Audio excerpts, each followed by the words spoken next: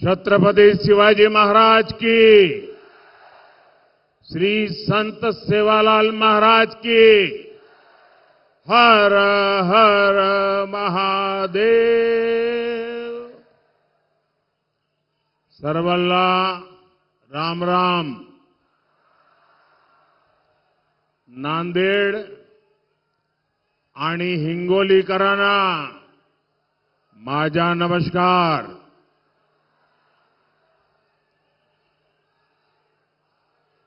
26 एप्रिलची तयारी झाली ना? खरेच मैं सबसे पहले मराठावाड़ की महान धरती से हुजूर साहब को, गुरु गोविंद सिंह जी को प्रणाम करता हूं। मैं रेणुका माता और दत्त भगवान के चरणों में प्रणाम करता हूं। मैं बाबा साहब आंबेडकर और नानाजी देशमुख, दोनों भारत रत्न जैसे राष्ट्र पुरुषों को नमन करता हूं। साथियों, कल देश में पहले चरण का मतदान संपन्न हुआ है। मैं वोटिंग करने वाले सभी लोगों को और विशेषकर हमारे फर्स्ट टाइम वोटर्स को बहुत बहुत बधाई देता हूं और उनका आभार भी व्यक्त करता हूं।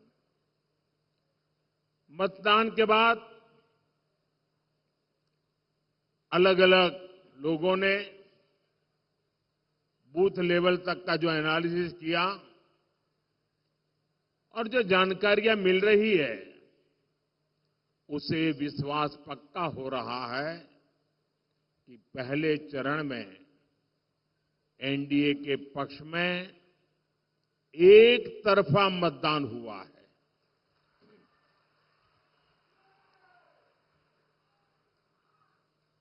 लेकिन मैं देशवासियों से आग्रह करूंगा,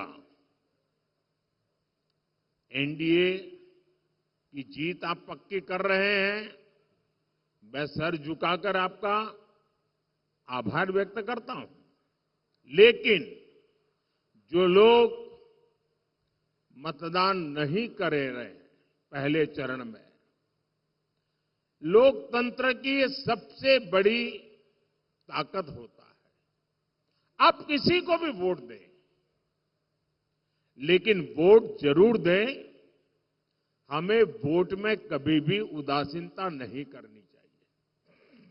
और ये बात सही है, गर्मी बहुत है, दिक्कतें भी हैं, शादियां भी हैं, कुछ इलाके हैं जहां किसान भी काम में हैं। फिर भी जब हम देश के जवान की तरफ देखते हैं, कोई भी मौसम हो, सीमा पर कितनी ही ठंड हो, बर्फ गिरती हो, कितना ही गर्मी हो, वो डटा रहता है। क्यों? देश के लिए। मैं मानता हूं मतदाताओं के मन में भी ये भाव होना चाहिए कि मैं मतदान किसी पर उपकार नहीं करता हूं। मैं मतदान करके मेरे देश का भविष्य पक्का करता हूं। मेरे देश के भविष्य को सुनिश्चित करने के लिए मतदान करता हूं। और इसलिए एनडीए के भव्य विजय की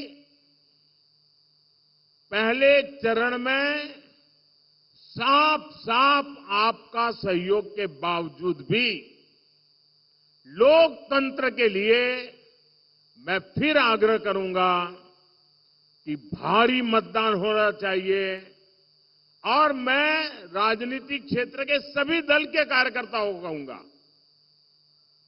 भले आपको लगता हो आज कि भाई अब चुनाव हारने वाले क्यों मेहनत करें, मैं उनको भी कहता हूं, लोकतंत्र के लिए मेहनत कीजिए।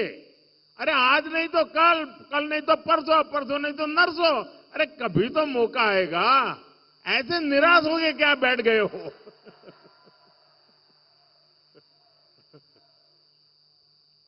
और इसलिए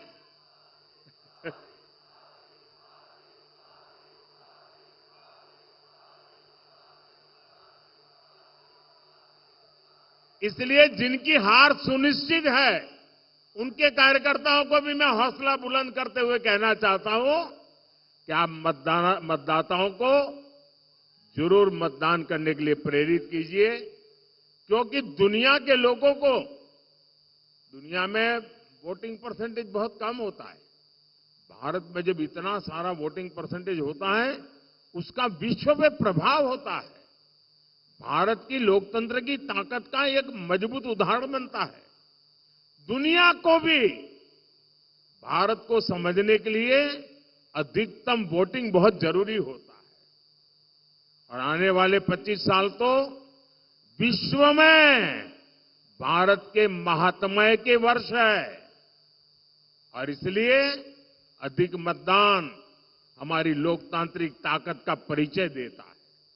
साथियों, वोटर भी देख रहे हैं कि कैसे इंडी अलायंस के लोग अपने स्वार्थ में, अपने भ्रष्टाचार को बचाने के लिए एक साथ आए हैं। और इसलिए खबरें यही है कि पहले चरण में वोटर्स ने इंडी अलायंस को पूरी तरह नकार दिया है, क्योंकि मतदाता जब मतदान करने जाता है सोचता है, भाई ये इंडी अलायंस वालों आखिर देश किसके हाथ में सौंपना है, कोई तो चेहरा बताओ। इतना बड़ा देश हम किसको सुपुर्द करें, कुछ तो बताओ। वो बता ही नहीं पा रहे हैं।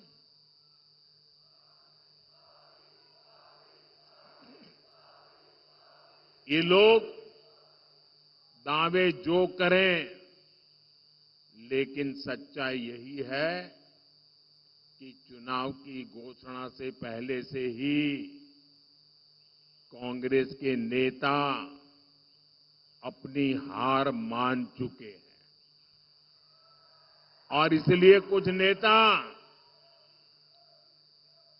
जो लगातार लोकसभा में जीत करके आते थे, इस बार आपने देखा है वो लोकसभा का चुनाव छोड़ करके राज्यसभा के रास्ते से अंदर जाके बैठ गए हैं। चुनाव लड़ने की हिम्मत नहीं रही है जी। हालात ये है कि इंडी अलायंस वालों को इस चुनाव में लड़ने के लिए उम्मीदवार तक नहीं मिल रहे हैं। ज्यादातर सीटों पर इनके नेता प्रचार ही नहीं करने जा रहे हैं। और आप जानकर के हैरान हो जाएंगे, इस देश की करीब 25% सीटें ऐसी हैं, 25%, जहां ये इंडी अलायंस के लोग अंदर अंदर एक दूसरे के खिलाफ चुनाव लड़ रहे हैं। अब वो किस प्रकार की बातें करते हैं जी, कोई कल्पना कर सकता है। चलो भाई एक आध दो में गड़बड़ हो जाए वो तो समझ सकते हैं। 25% सीटें ऐसी है इस देश के लोकसभा की जिसमें ये जो अपने आप का गठबंधन का क्लेम करते हैं, वो आपस में चुनाव लड़ रहे हैं, आपस में एक दूसरे को जेल में डालने की बातें कर रहे हैं, आपस में एक दूसरे पर आरोप लगा रहे हैं। क्या ऐसे लोगों पे भरोसा कर सकते हैं? क्या ऐसे लोगों पे भरोसा कर सकते हैं? जो अंदर अंदर भरोसा नहीं कर सकते हैं, उस पर आप भरोसा कर सकते हैं क्या? देश भरोसा कर सकता है? जो आज साथ होने के बाद भी 25% सीटों पर लड़ते हैं, तो अगर उनको थोड़ी सीटें पार्लियामेंट में मिल गई तो अंदर भी वो तूफान करेंगे। और इसलिए इस चुनाव में इनको सबक सिखाना बहुत जरूरी है भाइयों। और देखिए, कांग्रेस के जो शाहजादे हैं, उन्हें भी वायनाड में संकट दिख रहा है। शाहजादे और उनकी टोली 26 अप्रैल को वायनाड में वोटिंग का इंतजार कर रही है। जैसे ही 26 को वायनाड में वोटिंग पूरा हो जाएगा, ये शाहजादे के लिए एक और सुरक्षित सीट घोषित कर देंगे और कहीं और से फिर से लड़ाना पड़ेगा उनको, क्योंकि उनके अलायंस के साथी भी एक दूसरे को गालियां दे रहे हैं। कल आपने उनके एक साथी केरल के मुख्यमंत्री ने जो शाहजादे को सुनाई है, मैं भी कभी ऐसी भाषा नहीं बोलता हूं, ऐसी भाषा बोली है उन्होंने साथी को। ये हाल है उनका। अब जैसे इन्होंने अमेठी से भागना पड़ा, अमेठी छोड़ा, अब मान के चलिए वो वायनाड भी छोड़ेंगे। आप कांग्रेस का ये परिवार, आपको आश्चर्य होगा, आजादी के पहली बार स्थिति ऐसी बन रही है कि कांग्रेस का परिवार इस चुनाव में कांग्रेस को वोट नहीं देगा। खुद कांग्रेस को वोट नहीं देगा। ये हाल है इनका, क्योंकि जहां वो रहते हैं वहां कांग्रेस का उम्मीदवार ही नहीं है। अब ये ऐसी स्थिति कभी सोची है आपने कांग्रेस की कि जिस परिवार के भरोसे कांग्रेस चलती है, वो परिवार खुद कांग्रेस को वोट नहीं दे पाएगा।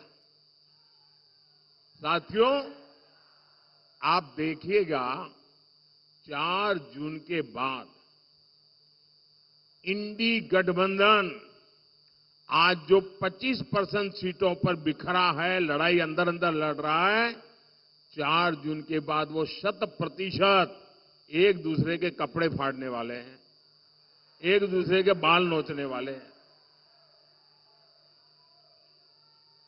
इसलिए ये इंडी अगाड़ी के लिए, मुझे बताइए, कोई भी समझदार नागरिक इनके लिए वोट बर्बाद करेगा क्या? कभी भी वोट बर्बाद करेगा क्या? और मैं तो मतदाताओं कहता हूं, आइए जी भर करके एनडीए को वोट दीजिए, पूरी ताकत से वोट दीजिए। एनडीए को वोट करना है, विकसित भारत के लिए वोट करना है।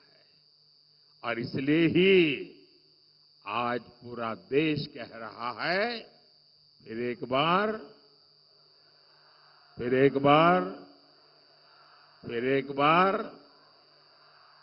साथियों,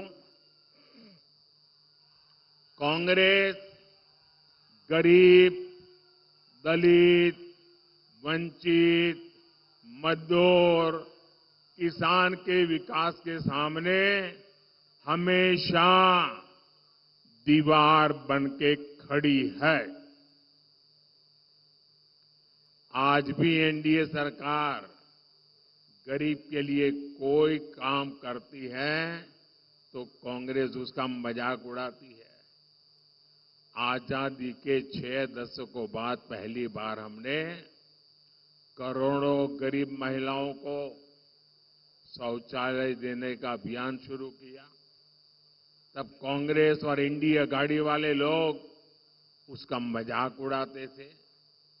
मैंने 50 करोड़ से ज्यादा गरीबों के पहली बार बैंक खाते खुलवाए। तब ये लोग कहते थे कि गरीब बैंक खाते को क्या करेगा। हम देश में डिजिटल इंडिया और यूपीआई जैसी टेक्नोलॉजी लेकर आए।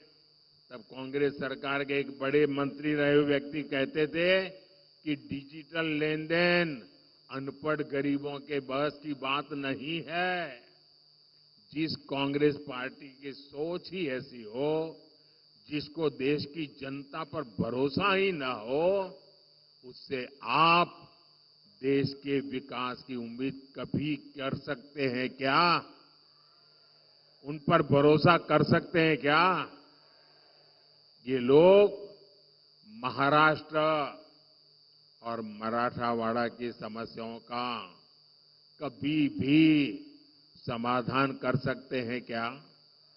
आपकी समस्याओं का समाधान कर सकते हैं क्या? साथियों, कांग्रेस ने दशकों तक महाराष्ट्र और खासकर विदर्भ और मराठवाड़ के विकास का दम घोंटने वाला का काम किया है। इस क्षेत्र में सूखे की स्थिति, पानी का संकट एक दिन में पैदा नहीं हुआ है। कांग्रेस के रवैये के कारण यहां किसान गरीब होते गए, जहां उद्योगों से जुड़ी संभावनाएं सूखती चली गई, मराठवाड़ के लाखों युवाओं को पलायन करना पड़ा। आपको इस स्थिति से निकालने के लिए एनडीए सरकार प्रतिबद्ध है। यहां एकनाथ शिंदे जी, देवेंद्र फडणवीस जी और अजीत पवार जी मिलकर किसानों के हित में काम कर रहे हैं।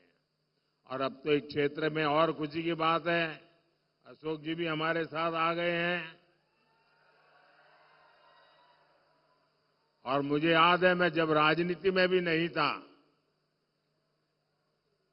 और कभी मुझे लगता भी नहीं था मैं राजनीति में जाऊंगा, उस समय पुट्टपट्टी में साईं बाबा ने मुझे उनके पिताजी से परिचय करवाया। साईं बाबा का मुझ पर बहुत प्रेम रहता था और मैं उनके पिताजी के साथ लंबे वहां समय था तो काफी देर बैठा।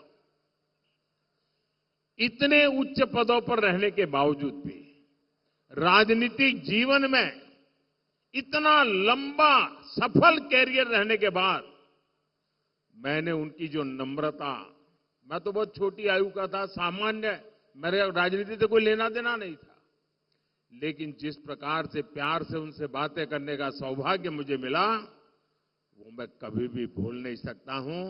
मैं हमेशा उनके व्यवहार में से आज भी कुछ न कुछ सीखने की कोशिश करता हूं और उनका पूरा परिवार आज हमारे साथ है। हम नांदेड़ के 80% से ज्यादा घरों में नल से जल आने लगा है। सिंचाई की समस्या के समाधान के लिए अपर पैन गंगा प्रोजेक्ट पर काम चल रहा है। यहां के किसानों को इसका बड़ा लाभ मिलेगा। हमारी सरकार ने फसल बीमा योजना के तहत किसानों को प्रीमियम से 5 गुना ज्यादा क्लेम दिलवाया है। किसान सम्मान निधि के तहत अकेले नांदेड़ के किसानों को ही 1300 करोड़ रुपए से ज्यादा मिले हैं। इस क्षेत्र में तो ज्वार, बाजरा बहुत होता है। हमारी सरकार ने इस मोटे अनाज को पूरे देश में एक पहचान दी है। उसके लिए पहचान दी है श्री अन्न। चाहे ज्वार हो, बाजरा हो, वो श्री अन्न का के साथ पहचाने जाए। और जब से ये काम शुरू किया है, दुनिया भर में लोगों का ध्यान हमारे श्री अन्न पर गया है, सुपर फूड के रूप में गया है और न्यूट्रिशन की दृष्टि से बहुत बड़ा ताकतवर संदेश गया है। और इसका भी बड़ा लाभ नांदेड़ के किसानों को मिलना तय है। साथियों, कांग्रेस के दिए हर जख्म का इलाज करना, ये मोदी की गारंटी है। इस क्षेत्र को शक्तिपीठ एक्सप्रेसवे और समृद्धि महामार्ग जैसे वर्ल्ड क्लास रोड्स मिली है। लातूर की रेल कोच फैक्ट्री का लोकार्पण करने का सौभाग्य मुझे ही मिला था। उड़ान योजना के तहत नांदेड़ एयरपोर्ट को भी फिर से शुरू कर दिया गया है। पीएम आवास योजना के तहत यहां हजारों गरीबों को पक्के घर भी मिले हैं। आयुष्मान योजना के जरिए 3 लाख से ज्यादा लोगों को मुफ्त इलाज की सुविधा मिली है। लेकिन इन 10 वर्षों में जो काम हुआ है वो तो अभी ट्रेलर है। अभी तो हमारा बहुत समय कांग्रेस के गड्ढों को भरने में गया है। अगले 5 वर्षों में हमें मराठवाड़ और महाराष्ट्र को बहुत आगे लेकर जाना है। साथियों, नांदेड़ की ये धरती सिख गुरुओं के चरणों से पवित्र हुई है। खालसा पंथ की गुरु परंपरा और गुरु गोविंद सिंह जी की सीख हमेशा हमारी सरकार के लिए प्रेरणा रही है। बीते 10 वर्षों में हमने सर्वदा भला के रास्ते को मानकर लोक कल्याण के लिए काम किया है। हमारी सरकार को गुरु नानक देव जी का 550वां प्रकाशोत्सव मनाने का, गुरु तेग बहादुर जी का 400वां प्रकाश पर्व मनाने का, गुरु गोविंद सिंह जी का 350वां प्रकाश पर्व मनाने का सौभाग्य मिला। करतारपुर कॉरिडोर का काम पूरा होने के बाद लाखों श्रद्धालुओं को वहां के दर्शन में मदद मिल रही है। लंगर को टैक्स फ्री करने का निर्णय हो या हरमंदिर साहब के लिए एफसीआरए की अनुमति हो, हुजूर साहब और हेमकुंड साहिब के दरबार तक बेहतर इंफ्रास्ट्रक्चर का इंतजाम करना हो, एनडीए सरकार ने सिख परंपरा से जुड़े हर तीर्थ के विकास के लिए पूरी शक्ति और पूरी भक्ति से काम किया है। यह हमारी ही सरकार है जो अफगानिस्तान से वहां जब संकट आया, निर्दोष लोगों की हत्याएं होने लगी, हमारे धर्म स्थानों पर हमले होने लगे, तब अफगानिस्तान से गुरु ग्रंथ साहब के पवित्र स्वरूप को पूरी सुरक्षा और मान मर्यादा के साथ हम अफगानिस्तान से भारत ले आए। ये हमारी ही सरकार है जो बंटवारे के पीड़ितों के लिए सीएए लेकर आई। सीएए ना होता तो हमारे सिख भाई बहनों का क्या हुआ होता? जो अफगानिस्तान से आए हैं उनका क्या गुनाह है? लेकिन कांग्रेस इसका भी विरोध कर रही है। ऐसा लगता है 84 का बदला कांग्रेस सिखों से अब तक ले रही है। साथियों, हमारी सरकार जो कहती है वो करके दिखाती है। मोदी की गारंटी यानी गारंटी पूरे होने की गारंटी।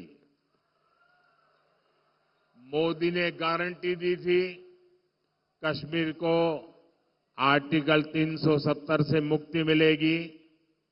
आर्टिकल 370 आज इतिहास बन चुका है। मोदी ने गारंटी दी थी 3 तलाक खत्म होगा। आज मुस्लिम बहनों को 3 तलाक से मुक्ति मिल चुकी है। मोदी ने गारंटी दी थी देश की अर्थव्यवस्था को गड्ढे से निकालेंगे।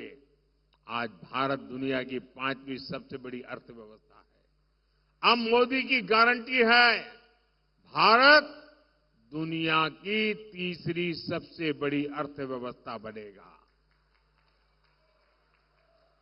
और आप सब देख रहे हैं आज अयोध्या में रामलला का भव्य मंदिर बनकर तैयार है। लेकिन ये इंडी अघाड़ी वाले क्या कर रहे हैं?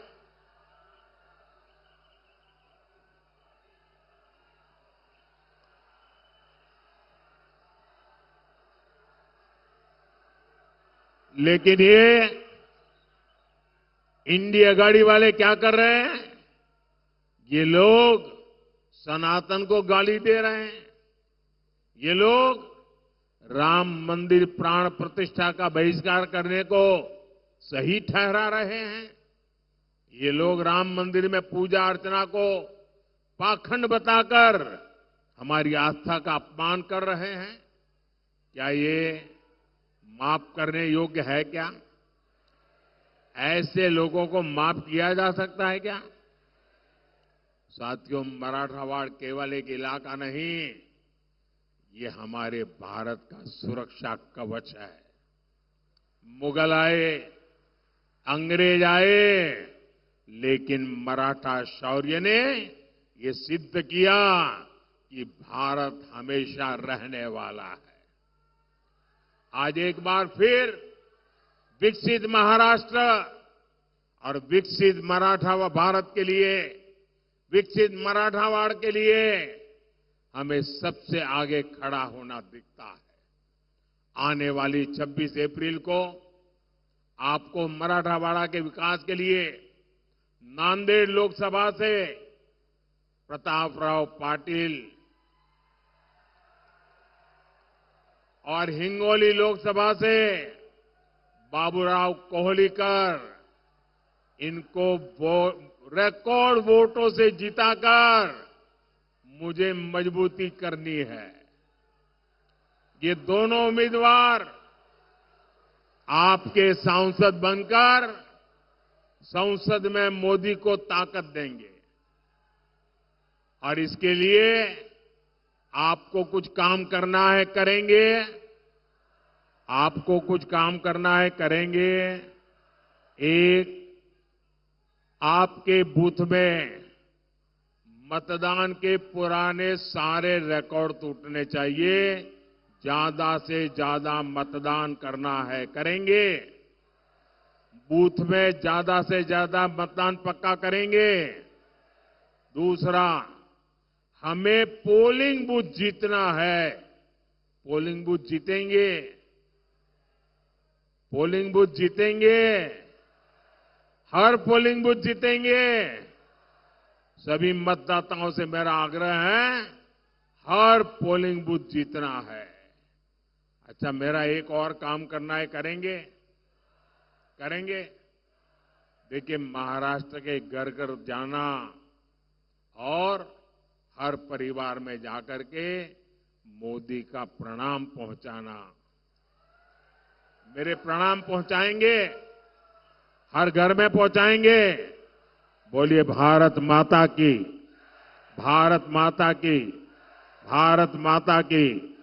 बहुत बहुत धन्यवाद।